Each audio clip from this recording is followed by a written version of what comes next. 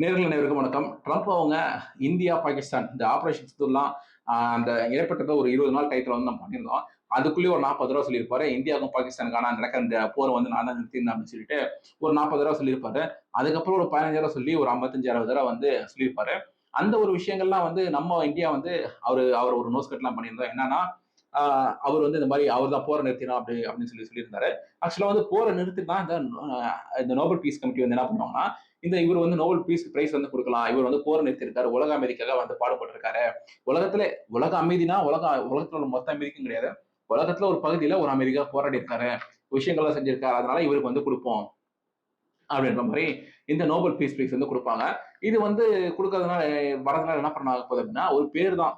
நம்ம ஊர்ல வந்து இப்ப பாரத் ரத்னா விருது வாங்குறாங்கன்னா அவங்களுக்கு ஒரு சில சலுகைகள்லாம் கிடைக்கும். அதுல ஒரு சலுகைகள்லாம் இருக்கு. ஆனா இந்த விருதுனால ஒரு பேர் மட்டும் தான் வரும். அந்த மாதிரியான ஒரு இது. அந்த மாதிரி இவரு 7 உலகத்துல நடந்த 7 போர்ல வந்து நான் முடிச்சிருக்கேன். அவர் மாதிரி சொல்லியிருந்தாரு.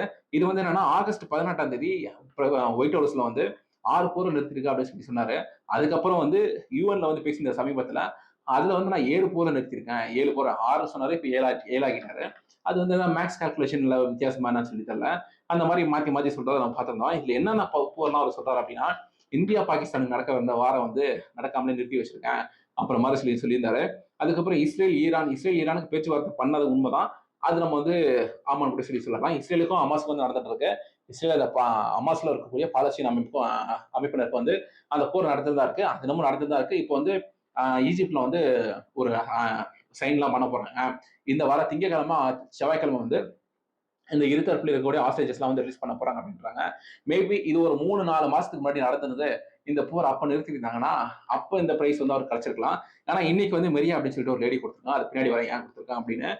3வது என்ன அப்படின்னு சொல்லி பார்க்க வந்து தாய்லாந்து, கம்போடியா இது எண்ணெயில தான் போயிட்டு இருக்கு. அதாவது 2 நாடுக்கு வந்து எல்லை பிரச்சனை இருக்கு. அந்த 2 நாடு எல்லையில வந்து ஒரு கோயில் இருக்கு.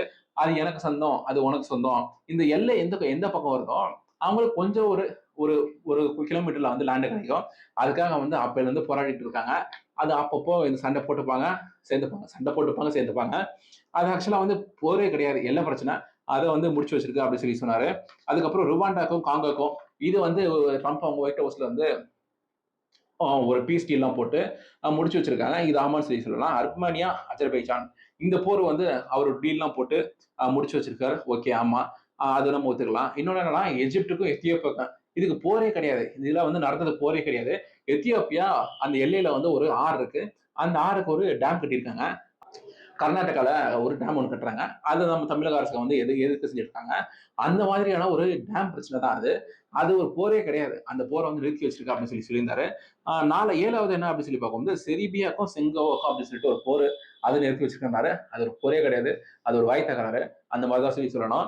இந்த மாதிரி ஒரு 2 போர் இந்த 7த்துல வந்து கிளைம் பண்றதுல ஒரு 2 போர் நிறுத்தி வச்சிருக்காரு. ஆனா அது கூட ஒரு பெரிய போர் கிடையாது. அது கூட சின்ன சின்ன சண்டை தான். அது போர் தான். ஆனா அது ஒரு பீஸ் டீல்லாம் போட்டு முடிச்சு வச்சிருந்தாரு. ஆனா இதெல்லாம் வந்து நடந்தது வந்து ஒரு 3 மாசம் 4 மாசத்துக்கு முன்னாடி நடந்தது. எல்லாம் சமீபத்துல நடந்ததுன்னா ஒரு 3 மாசம் 4 மாசத்துக்கு முன்னாடி நடந்ததுன்னா மேபி கிடைச்சிருக்கலாம் என்னவோ. ஆனா ஆனா அவருக்கு கிடைக்கல. அப்புறம் யூஎன்ல வந்து அவர் பேசுறப்ப ஒரு சில விஷயங்கள்லாம் குறிப்பிட்டாரு. யூஎன்ல வந்து யூஎனை வந்து ஐநா சபையா மாத்திருந்தாரு. என்னன்னா யூஎன்ல வந்து இந்த மாதிரி போர்களை வந்து முடிக்கிறதுக்கான யுக்தி எனக்கு தெரியும் அப்படின்ற மாதிரி ஐநோ அப்படின்ற மாதிரி சொல்லியிருந்தாரு. அதனால யூஎன் சபையை வந்து ஐநோ சபை அப்படின்னு சொல்லி மாத்திட்டாரு அப்படின்ற மாதிரிலாம் விமர்சனங்கள்லாம் வந்து இந்த தமிழ் எக்ஸ் கம்யூனிட்டியில ட்விட்டர்ல இருக்கக்கூடிய கம்யூனிட்டிலாம் வந்து விமர்சனம் பண்ணிட்டு இருக்காங்க. அதுல வந்து முக்கியமான விஷயம் என்ன சொல்றாரு அப்படின்னா, இந்த ரஷ்யாவுக்கும் உக்ரைனுக்கும் போர் முடிக்கிறதானா வந்து அவரு வந்தோடனே முதல் கையெழுத்து வந்து முதல் நாளே இந்த ரஷ்யாவுக்கும் உக்ரைன் உள்ள போர் வந்து முடிச்சு வைப்போம் அப்படின்னு சொல்லி தான் அவர் சொல்லியிருந்தாரு. இதுக்கு அவர் ஒரு விளக்கத்தையும் கொடுத்திருந்தாரு. என்னன்னா சைனா முதல்ல இந்தியா மட்டும் தான் அட்டாக் பண்ணிட்டு இருந்தாரு. அந்த நாட்டில் இருக்கக்கூடிய ஒரு அமைச்சர் வந்து கொஞ்ச நாளைக்கு முன்னாடி இந்தியா வந்து இதான் வந்து ரஷ்யா கிட்ட க்ரூட் ஆயில் வாங்குது. அந்த க்ரூட் ஆயில்னால யூஎஸ் டாலர் வந்து ரஷ்யாவுக்கு போகுது. அந்த யூஎஸ் டாலர்னால டிஃபென்ஸ் எக்யூப்மெண்ட்ஸ் எல்லாம் வந்து வெளியே இருந்து வாங்கிட்டு வந்து இந்த யுக்ரைன் வந்து அட்டாக் பண்றாங்க. அதனால இந்தியா தான் வந்து இதுக்கு ஃபண்டிங் பண்றாங்க அப்படின்னு சொல்லிட்டு ஒரு குற்றச்சாட்டு ஒன்று வச்சாரு. இது எப்படி இருக்குன்னா நீ அப்படி வரியா அப்படின்ற மாதிரி தான் இருக்கு. அதுக்கப்புறம் என்னன்னா இன்னைக்கு யூஎன்ல வந்து பேசுறப்ப என்ன சொல்றாங்கன்னா China and India are buying crude oil from Russia, அதனால அவங்களுக்கு டாலர் கிடைக்குது. அதனால அவங்க இந்த போரை வந்து கண்டினியூ பண்ணிட்டு இருக்காங்க அப்படின்ற மாதிரி ஒரு குற்றச்சாட்டு வச்சிருக்காரு. அதனாலதான் இந்த போர் நிக்காம இருக்கு. இல்லைன்னா நேரம் என்னைக்கும் நின்றுருக்கும் அப்புறம் மாதிரி ஒரு குற்றச்சாட்டு வச்சிருக்காரு. இதுதான் அங்க நடந்த விஷயம். ஆனா இன்னைக்கு மெரியா கொரினா அப்படின்ற ஒருத்தவங்களுக்கு இந்த வெனிசுலா நாடை சேர்ந்த ஒருத்தவங்களுக்கு இந்த நோபல் பீஸ் பிரைஸ் கொடுத்திருக்காங்க. இது ஏன் அப்படி கொடுத்திருக்காங்க அப்படின்னா ரொம்ப நாட்களா வந்து அந்த ஊர்ல வந்து அமைதியின்மைக்கு இது மாதிரி இருந்துட்டு இருக்கு. அந்த அமைதியின்மையை வந்து போக்குறதுக்காக வந்து ரொம்ப நாட்களா வந்து போராடிட்டு இருக்காங்க அப்படின்ற ஒரு காரணத்துக்காக இவங்களுக்கு அந்த பரிசு கொடுத்துருக்காங்க. இதுதான் நடந்த விஷயம். ஸோ உங்களோட கருத்து என்ன அப்படின்றத கீழே கமெண்ட் செக்ஷன்ல சொல்லுங்க. இந்த வீடியோல பார்ப்போம். பை.